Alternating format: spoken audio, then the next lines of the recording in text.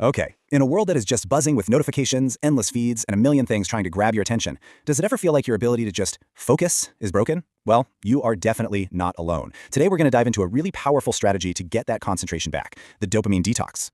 So, does this sound familiar to you? You sit down, you're ready to work, and maybe 2 minutes later, you find yourself just mindlessly checking your phone. Or you try to read a book, but your brain is kind of itching for something else, some other kind of stimulation.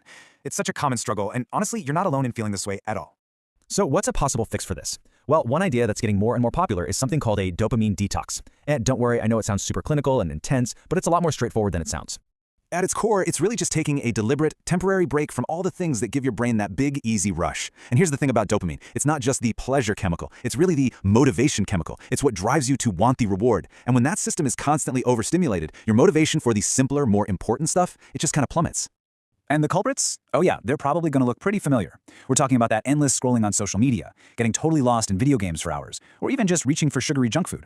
Every one of these things gives us a quick, intense hit of that motivation chemical, and that just trains our brains to constantly be on the lookout for the next easy reward. Alright, so why on earth would we intentionally step away from things that we enjoy? Well, the ultimate goal here is to give our brain a much-needed reset, and the difference this can make is, well, it's pretty striking. Think about it like this. When our brains are constantly being fed these high-stimulation treats, everyday life, like reading a boring report or doing chores, can start to feel incredibly dull. The whole point of the detox is to lower that bar for what feels good, so that those simple activities can actually start to feel genuinely rewarding again. Okay, so the concept makes sense, but how do you actually do it? The great news is, getting started is super flexible. It doesn't require some massive, life-changing overhaul. First off, you just pick a time frame that feels doable for you. You don't have to go off-grid for a week or anything crazy. You can start small, maybe just a few hours one evening. Or, if you're feeling a little more adventurous, you could dedicate a full day or even a whole weekend to it. The key is just to be intentional about it. The entire process really just boils down to 3 simple steps. First, you pick your time frame. Second, you hit pause on those high stimulation activities we talked about. And third, and this is probably the most important part, you fill that time by rediscovering simpler things, like going for a walk, reading a physical book, or even just sitting quietly with your own thoughts. So you put in that little bit of effort to disconnect. What's the reward? Well, the payoff for your focus and just your overall sense of well-being can be pretty huge.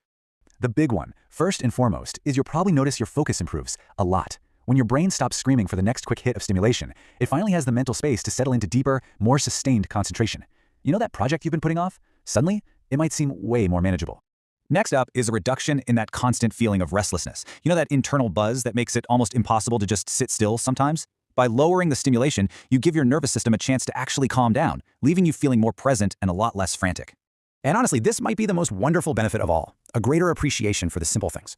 The taste of your morning coffee, a real conversation with a friend, the feeling of the sun on your skin. These tiny little moments become so much more vivid and enjoyable when they're not competing with the digital fireworks show in your brain. So when you put it all together, a dopamine detox isn't some extreme, complicated biohack. It's actually a pretty simple, practical way to navigate our